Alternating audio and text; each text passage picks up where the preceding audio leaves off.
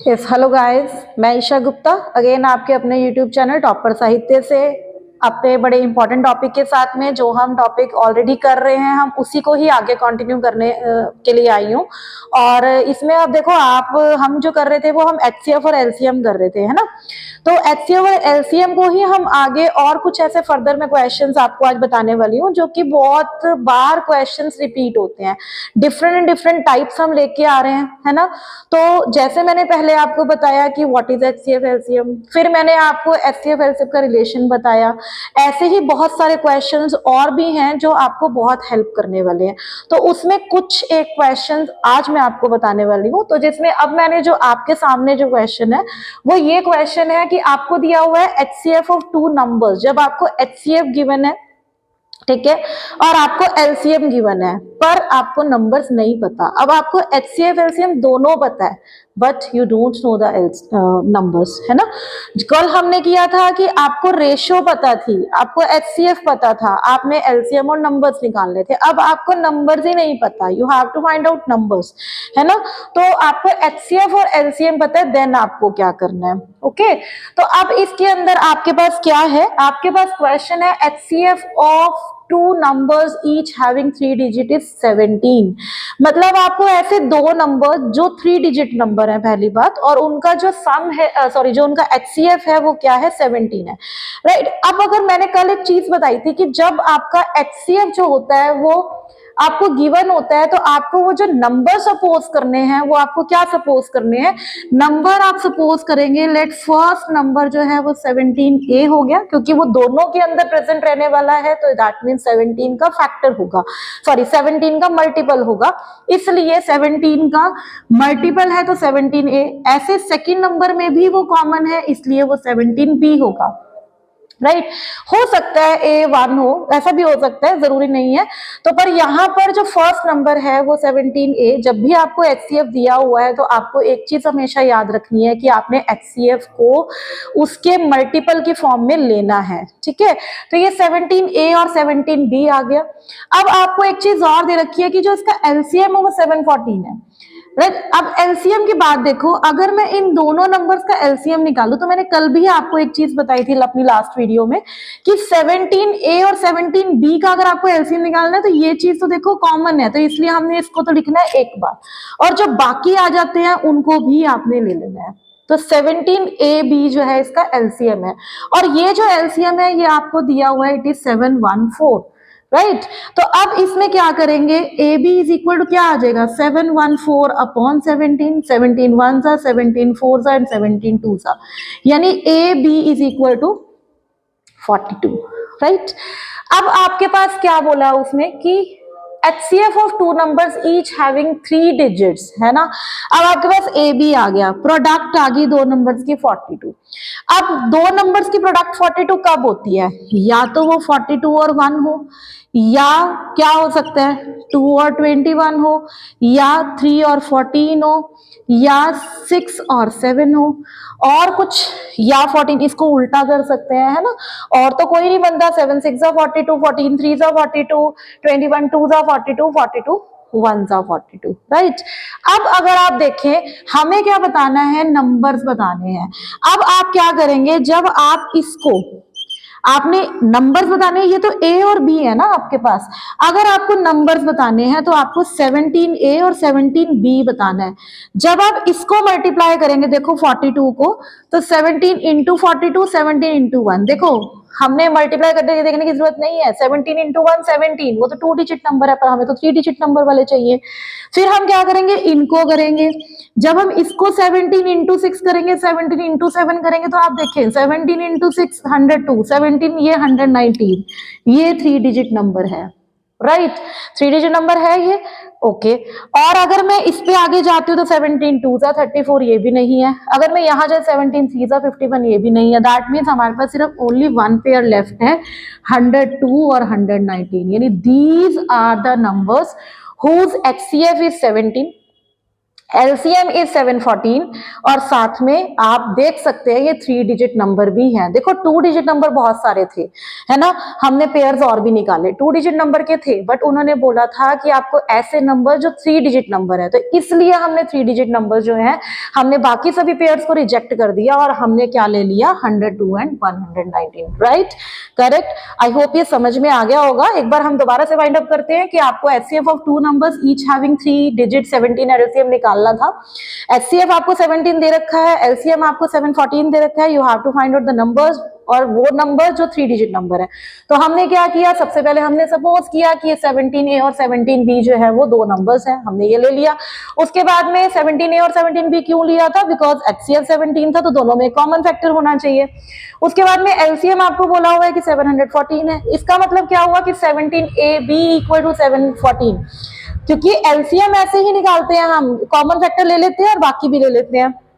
आपके पास A B आ गया 42, यानी आपको 2 नंबर्स की प्रोडक्ट 42 है। हमने पेयर्स बनाए 1 into 42, 42 into 1, 2 into 21, 3 into 14, 7 into 6।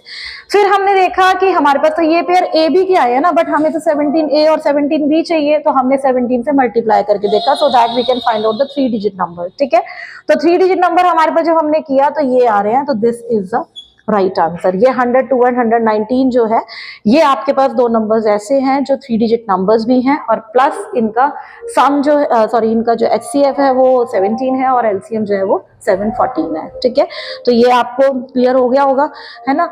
अब नेक्स्ट जो क्वेश्चन मैं अब करने वाली हूँ वो हम क्वेश्चन क्या करेंगे कि उसके अंदर आपके पास अब इस टाइप के क्वेश्चन भी आते हैं जो find the largest number, find the smallest number, इस टाइप का जो है वो कुछ आता है, तो हम वो करेंगे find the largest number and find the smallest number. तो अब क्या होता है कि अगर सपोज आपके पास कोई क्वेश्चन ऐसा आए कि find the smallest number, find smallest number which is exactly divisible bye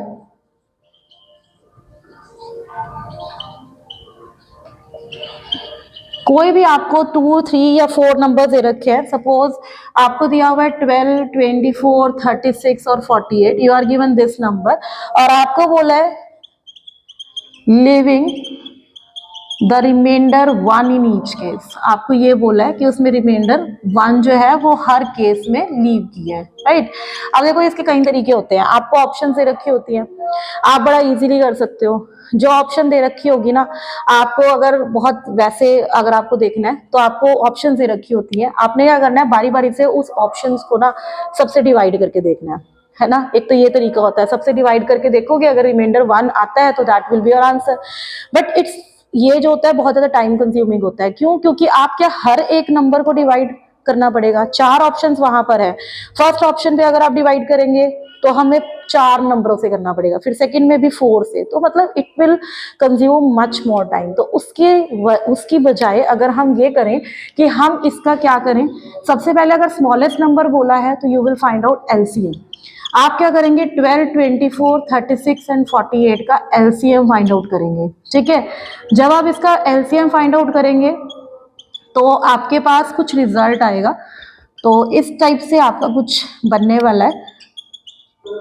ठीक है, ये आ जाएगा 2 1 जा 9, 2 3 जा 3 1 जा 3 1 जा 3 3 जा 3 1 जा, तो 2 2 जा 4 2 जा 8 2 जा 16 3 जा 48 3 जा 144, this is the LCM, right.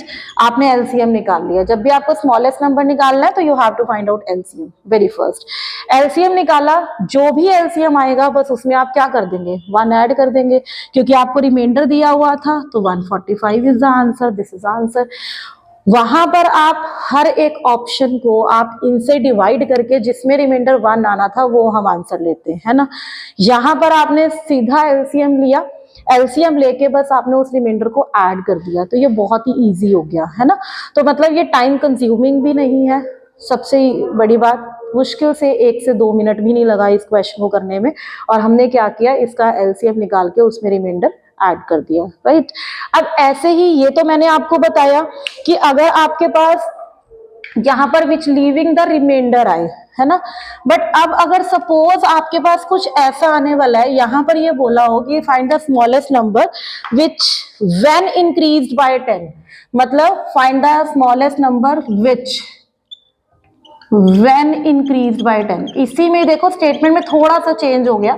वहां पर क्या था, हमने लीविंग रिमाइंडर बोला हुआ था कि जब हम उसको डिवाइड करते हैं तो वो रिमाइंडर निकालता है ना, उसमें रिमाइंडर बचता है। अब यहां पर क्या बोला हुआ है कि व्हेन वो नंबर बताओ जिसको हम 10 से इंक्रीज करें तो वो इससे एग्जैक्टली डिविजिबल हो जाए, है ना, वहां पर ये बोला हुआ है। तो इसके लिए हम क्या करते हैं, बिल्कुल ऐसे ही एलसीएम निकालना है। फर्क सिर्फ कहाँ आएगा, हमने ये जो हमारा एलसीएम आया है इसमें से हमने माइनस करना है, राइट। माइनस करके 134 आ जाएगा। मतलब हम जब इस नंबर को 10 से इंक्रीज करेंगे दैट मीन्स 134 में 10 ऐड कर देंगे तो आपका ऐसा नंबर आएगा जो इन सब से एग्जैक्टली डिविजिबल होगा।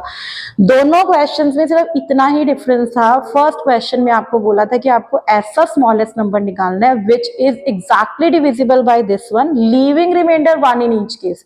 हर एक में रिमाइंडर, जब हम इसको डिवाइड कर रहे हैं तो रिमाइंडर बच रहा है ना, तो हमने ये किया था, उसमें ऐड कर दिया था। पर अब यहां पर क्या बोला है कि वो स्मॉलेस्ट नंबर निकालना है जब हम उस नंबर को 10 से इंक्रीज करें तो वो डिविजिबल हो जाए। तो इसका मतलब जो भी आंसर आया है उसमें से आपने इंक्रीज है तो वैसे इंक्रीज का मतलब प्लस होता है, पर इसमें उल्टा होता है। इंक्रीज अगर लिखा हुआ है तो आप माइनस कर दोगे, रिमाइंडर लिखा हुआ है, डिक्रीज लिखा हुआ है तो आप उसमें प्लस कर दोगे। तो this is a very important question, very very important question जो आपके कॉम्पिटिटिव एग्जाम्स के लिए एलसीएम एचसीएफ में से ही भी आता है, ठीक है। तो आज मैंने आपको 3 क्वेश्चंस बताए हैं, 3 टाइप्स बताई हैं। उसमें एक में था कि जहां पर हमें 2 नंबर्स निकालने होते हैं, एचसीएफ एलसीएम पता होता है। अब जो है, जो अब मैंने करवाया है उसमें लीस्ट नंबर निकालना है जिसमें रिमाइंडर भी बचता है और कभी कभी आपको इंक्रीज भी करवाया जाता है, तो उस केस में आपको क्या करना है, राइट। तो आई होप ये आपको बहुत समझ में आएगा। मैं और इससे रिलेटेड और आपके क्वेश्चंस की क्वेरीज हम क्लियर करेंगे और इससे ज़्यादा वीडियोस लेके आऊँगी मैं, इससे और भी बहुत ऊपर के कॉन्सेप्ट्स, है ना। तो I hope this will help you. Thank you.